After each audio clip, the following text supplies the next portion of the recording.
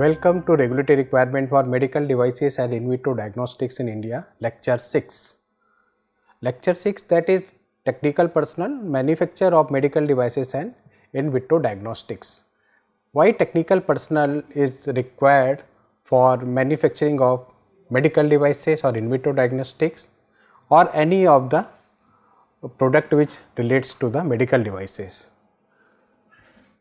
So you understand that drugs and medical devices can be highly complicated products. It is not simple as other products are, and their manufacturing activities require extraordinary skill and technical knowledge, and only technical person can develop and manufacture such type of complex product. So technical knowledge is very important as far as manufacturing of the medical devices and in vitro diagnostic is concerned. If we do not have the technical expertise in the manufacturing of particular devices, nobody will foresee or identify the defects before they are released for use, and the material or the devices can cause hazardous to the human being. So technical person can be identify and answer the question on the product, and high skill is required for evaluating the products before they release into the market. So medical devices, who will be the technical person? Who will be the technical competent person? That provision have already been made in the Medical Device Rule 2017.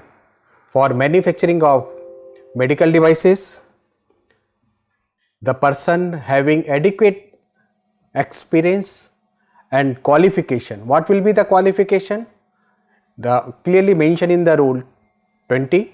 The manufacturer of the medical devices and in vitro diagnostic should appoint competent technical staff having qualification in engineering, in the field of electrical, mechanicals, biomedicals, pharmacies, biochemistries, with adequate experience of minimum 2 years in the particular field. This is the qualification mentioned in the Medical Device Rule 2017 for the manufacturing of the medical devices and in vitro diagnostics. Another qualification, diploma in engineering, diploma in electrical, diploma in mechanical, diploma in biomedicals or the pharmacy with 4 years of experience in the particular field. So this minimum qualification is already defined in the Medical Device Rule 2017. So this minimum qualification with minimum experience person can only be responsible for manufacturing of medical devices and in vitro diagnostic, or he will responsible for manufacturing under his supervision of this competent technical person, the manufacturing activity or the quality control activities of the medical device and in vitro diagnostic will be carried out at the premises. So this is the brief about the technical qualification of the personnel engaged in the manufacturing of medical devices and in vitro diagnostic kits. Clearly defined in the rule. So the manufacturer can appoint suitable competent technical staff for manufacturing of their medical devices or in vitro diagnostics, and the qualification, whatever the qualification mentioned in the rules, I have already explained, that has to be fulfilled by the person engaged in the manufacturing and quality control of the medical devices and in vitro diagnostics. So this is the general brief about the technical personnel and their requirement and the qualification and experience. Dear friends, the details of this lecture 6, that will be given by the Mr. Malay Mitra, former Deputy Drug Controller, CDSCO. He will have lot of expertise in the regulation of the medical devices. So he will explain all the details of the technical personnel, why it is required, where the expertise is required, what will be the training to the technical staff engaged in the manufacturing of the medical devices and in vitro diagnostics. So please concentrate on the lecture, detailed lecture, which will be given by the Mr. Malay Mitra. And if you have any doubt, please come back to us. We will try to clear that doubts further. Thank you very much.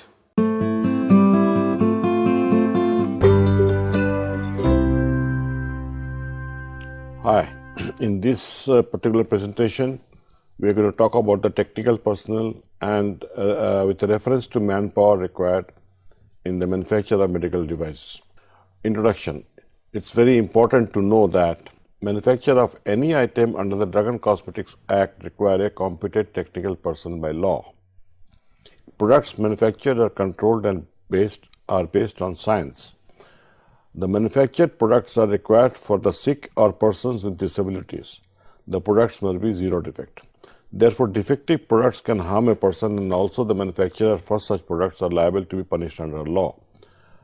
We understand by this 4 parameters that anything which is manufactured under the Drug and Cosmetics Act, whether it's a drug, whether it's a medical device, whether it's a cosmetic, they require technical persons of high caliber to manufacture them. And also the people who manufacture them, the manpower, are also of to be a special nature. Now, why do we require a technical person to manufacture a medical device? Drugs and medical devices are highly complicated products, and their manufacture requires extraordinary skill and technical knowledge.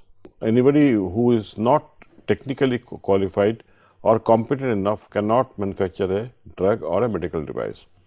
Only a technical person can develop and manufacture such products. Remember, a product which is a drug or a medical device have been designed and developed before their commercial production by highly technical scientists and people who have knowledge on those products. Therefore, the manufacture of these products also require highly technical personnel. Technical knowledge can foresee or identify defects before they are released for use. That means while it's being manufactured, you can understand the defects that may develop during the time of manufacture and stop those products from being going to the market. Technical persons can identify and answer questions on a product. So therefore, if there's a market complaint or a regulator asks a question on a product, the technical person should be able to answer those questions scientifically and explain to them. High skill is required for evaluating a product before they are released. That is, your final release, either it's testing or evaluation of a product, has to be done by a person who has an extremely high knowledge of the product. Mentioned in regulation. Let's go to the regulations and see where manpower is mentioned. The law clearly states that the qualification required for competent technical personnel in charge of manufacturing and testing. Details of such requirements are described in the quality management system of the medical device regulations and also in the GMP. Now, wherever there is a mention of a manpower, whether it's a workman, worker, or a technical person, that particular area has to be stressed very clearly and understood. Let's start from the very beginning. This is the license to manufacture for sale or for distribution of class C or D device. This is Form MD9, under which a person has to apply for a manufacturing license. If you see the point number 3 in the license, it says the names, qualification and experience of competent technical staff responsible for the manufacture of and testing of the above mentioned medical device. Therefore, you have to submit to the regulatory authority the technical persons who are required to manufacture those products and also test them. This is as per law. Now, let's come to Chapter 4 of the regulations. Manufacture of medical devices for sale or distribution. 22. Requirement for grant of manufacturing license or loan license. While making application or grant of license or loan license under Rule 20 or 21, the applicant shall meet the following requirements, namely, the manufacturing site shall comply with the requirements of the quality management system as specified under the 5th schedule. Appoint competent technical staff under whose direction and supervision the manufacturing activity of the medical device shall be undertaken, and such staff shall possess the following educational qualification and experience. So, in Rule 22, Roman 2, the appointment of technical competent staff has been made mandatory with the qualification experience as follows. They should have a degree in engineering in relevant branch or in pharmacy or in science in appropriate subject from a recognized university, and shall have experience of not less than 2 years in the manufacture and testing of medical device, or diploma in engineering in relevant branch or in pharmacy from a recognized institute, and shall have relevant experience of not less than 4 years in the manufacturing or testing of medical device. And 3, appoint competent technical staff with degrees or diploma in engineering in relevant branch or in pharmacy or in science in relevant subject, and have experience of not less than 2 years in testing of medical device under whose jurisdiction and supervision the testing activity of a medical device shall be undertaken. Now, over here it's very useful to note that the A says, the para A says, degree in engineering in relevant branch or in pharmacy or in science in appropriate subject. Therefore, the subjects are not mentioned. You can pick a person of a particular subject which is relevant to that particular medical device. It can be anything. Next slide will explain it better. Does the established responsibility end with the competent technical personnel? Unfortunately, no. Reference to technical personnel appear at various places. Each person in a manufacturing plant is like a brick in a building. Everyone has a role to play to supplement the competent person. And herein comes the importance of anybody who is working in a plant. It can be a technical person down to the shop level worker. Medical devices are manufactured with various types of diverse material, which can include metals, plastics, composites, wood, apart from chemicals and biologics in case of in vitro devices. Therefore, that in the earlier slides mentioned in appropriate subject, it comes into play over here. They can use electricity for use and can have computers and software for operation. So, you can require a computer engineer also. Therefore, technical persons with various backgrounds can be appointed. This has been allowed in the law as mentioned before. Irrespective of the class of medical device, the common law is applied for technical persons. So, even if you are manufacturing a class A device or a D device, high risk device, the law is common to all. You can appoint anybody with a particular appropriate knowledge of that device or the subject, and the regulator will allow that person to work and manufacture that product. It may not be mentioned specifically in the qualifications of the competent technical personnel required, but looking into various aspects of construction of a medical device qualification, like plastic engineers, engineering, experts in plastic molding, mechanical engineers, experts in sterilization, chemical engineers, experts in biologics may be required. During audit, if not in day-to-day production and development, the establishment should be able to justify its production processes through the technical persons. So, you see, it's drug.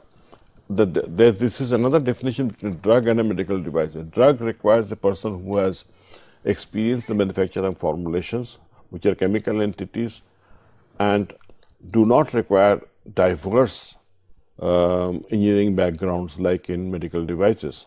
Medical devices are manufactured from diverse materials,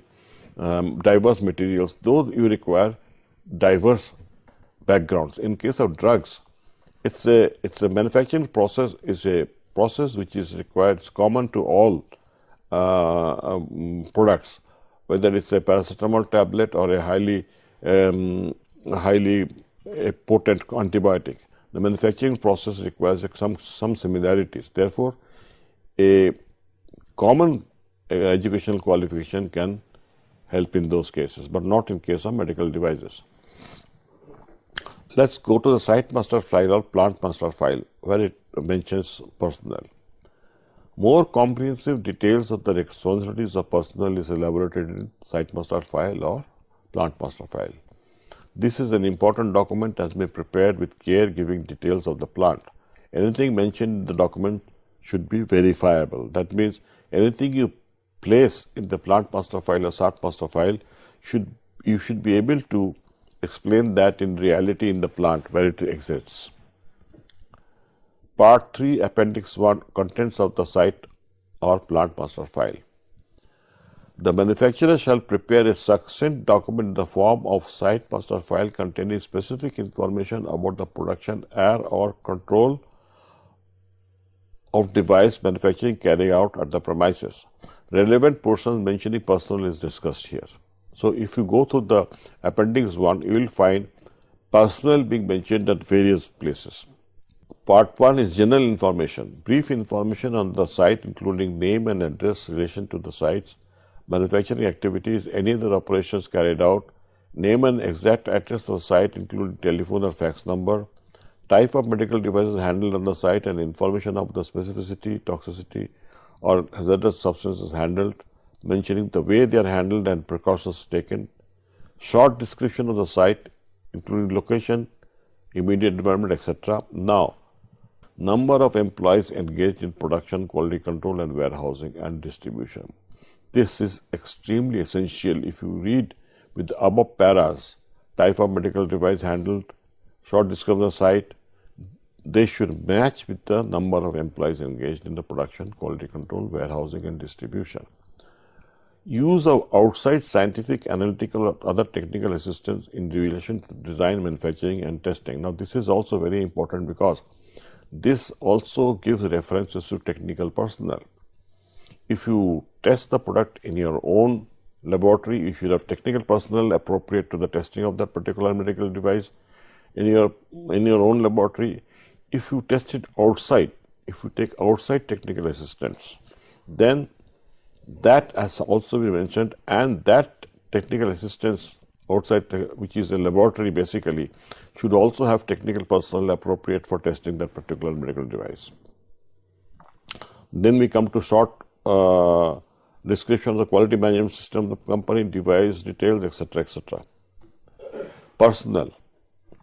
Organization chart showing the arrangement for key personnel. Qualification, experience and responsibility of key personnel. Outline of arrangements of basic and in-service training and how records are maintained. Health requirements for personnel engaged in production. Personal hygiene requirements including clothing. Now, in this personnel, this is mentioned in the first Roman 1 and Roman 2, key personnel. The rules, the regulations of the medical device does not define key personnel very clearly. So, I have taken the definition from some other source which will come to the subsequent slide. It's very important to mention over here that personal hygiene requirements and health requirements are also very important for personnel, whether technical or non-technical, working in the plant. They have to undergo personal hygiene requirements and have to have proper clothing that's uniform, which is non-contaminating, and they should be medically examined as per the periods mentioned in the law. Quality assurance, description of the quality assurance system and of the activities of the quality assurance department, procedures for the release of finished product. Key personnel play an important role in the establishment and have been described later. The below description of key personnel. Now I have come to the key personnel description. Key personnel has been quoted from WHO Technical Report Series 961 and is extremely relevant and applicable here also. Key personnel as per the WHO definition is include the head of production, head of quality control and the authorized person. The quality units typically comprise of the quality assurance and quality control functions. In some cases, these could be combined in one department. The authorized person may also be responsible for one or more of these quality units. Normally, key posts should be occupied by full-time personnel, heads of production and quality units, and should be independent of each other. So, in large organizations, it may be necessary to delegate some of the functions, however, the responsibility cannot be delegated. So, key persons are, who are the key persons? Normally, head of the production, head of the quality units and the authorized persons. Who is authorized person? I will come to that later on. The heads of production and quality units generally have some shared or jointly exercised responsibilities relating to quality. These may include, depending on national regulations, that means if the country's law defines something, that will overrule this. The head of production has the following responsibilities mainly: to ensure that the products are manufactured and produced, stored according to the appropriate documentation in order to obtain the required quality, to approve the instructions related to production operations, including the in-process controls, and to ensure their strict implementation, to ensure that the production records are evaluated and signed by a designated person, to check the maintenance of the department premises and equipment, to ensure that the appropriate process validations and calibrations of control equipment are performed and recorded and the reports made available, to ensure that the required initial and continued training of production personnel is carried out and adopted according to need. Needless to add that these responsibilities are sometimes delegated to persons below the head of the production. However, the production head is responsible at the end of the day. The head of quality units, means quality control and quality assurance taken together, have the following responsibilities: to approve or reject starting material, packaging material, and intermediate bulk finished products in production in relation to their specifications, to evaluate production records, to ensure that all necessary testing is carried out, to approve sampling instructions, specifications, test methods, and quality control procedures, to approve and monitor analysis carried out under a contract, to check the maintenance of the department premises and equipment, to ensure that the appropriate validations, including those of analytical procedures and calibrations of control equipment, are carried out, to ensure that the required initial and continued training of quality unit personnel is carried out and adopted according to need, establishment, implementation, and maintenance of quality system, supervision of regular internal audits or self-inspections, participation of external audit, that is the vendor audit, participation in validation programs. This is the requirement generally that the head of quality units have. The quality management system. Apart from what has been discussed, the QMS mentioned personnel and their implied responsibilities at various places. Passing mention of these are mentioned in the following slides to get an overview of the importance of manpower. QMS is an addition to the drug and cosmetics rules with the introduction of the medical devices as a controlled item. QMS was not there earlier, but now it has been introduced. Fifth schedule, Rule 23, 25, 28 and 22I. Quality management system for medical devices and in vitro diagnostic devices. This is in the medical device regulations, fifth schedule. 4.2.3 Control of documents. Documents required by quality management system shall be controlled. Records are a special type of document and shall be controlled according to the requirements given in the control of records. Documents shall be approved, signed and dated by the appropriate and the authorized person. Now here comes your technical personnel. Then we have got the manufacturer shall ensure that changes to documents are reviewed and approved either by the original approving functionary or another designated functionary which has access to pertinent background information upon which to base its decisions. 5.1 Responsibility and authority. Top management of the manufacturer shall ensure that responsibilities and authorities are defined, documented and communicated within the manufacturing organization. Top management of the manufacturer shall establish the interrelation of all personnel who manage, perform and verify work affecting quality and shall ensure the independence and authority necessary to perform these tasks. Now the first part of it, the top management of the manufacturer shall ensure the responsibilities and the authorities as defined, documented. This will be based on the key personnel's work actually, which I have mentioned from the WHO definitions. Similarly, the second part, that is the top management of the manufacturer shall establish the interrelation of all personnel who manage, perform and verify work affecting quality will be based on a table to show which person is related to which person and who manages what, so that no person is independently working on his own thought process, but is guided and controlled by his co-workers everywhere throughout the manufacturing process.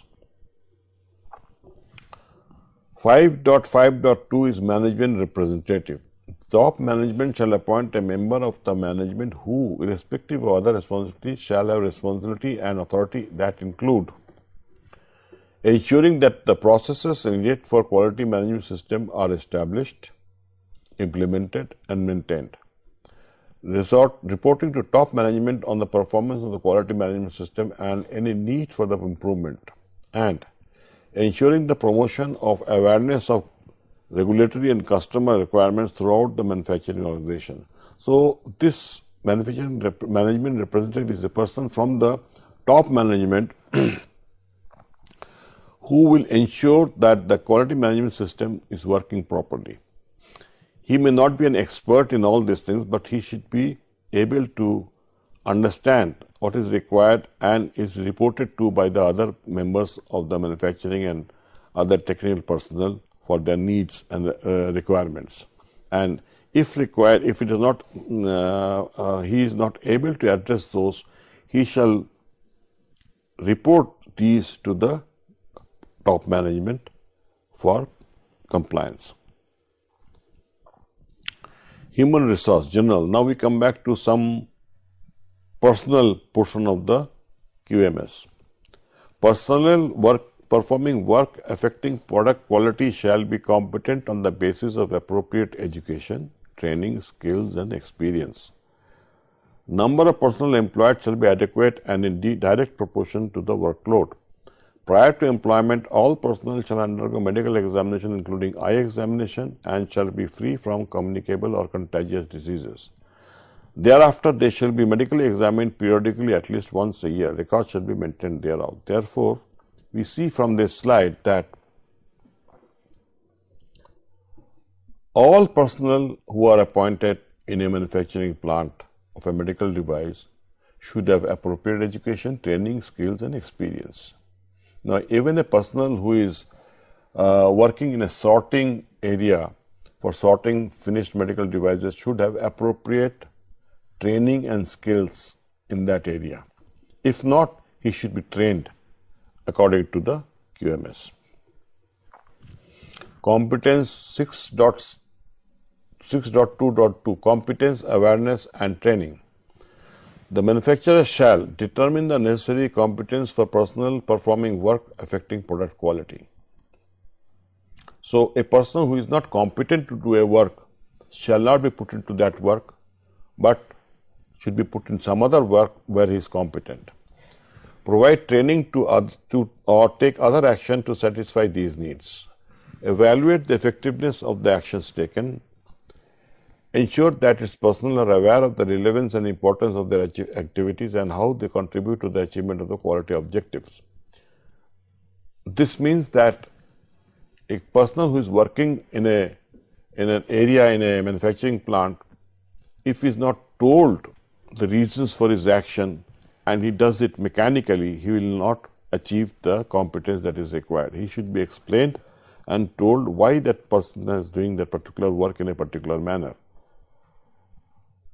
Maintain appropriate records of education, training, skills and experience, and establish documented procedures for identifying training needs and ensure that all personnel are trained to adequately perform their assigned responsibilities.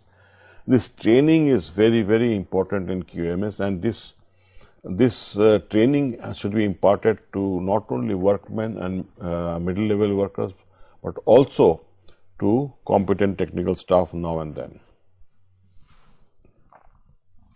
Work environment. The organization shall determine and manage the work environment needed to achieve conformity to product requirement. Following requirements shall apply, namely, the manufacturer shall establish documented requirements for health, cleanliness and clothing of personnel. Very important. Personnel can't enter the premises in the clothes that he is wearing from outside. He should change into factory clothing. He should be clean. He should be told to maintain a good degree of personal hygiene.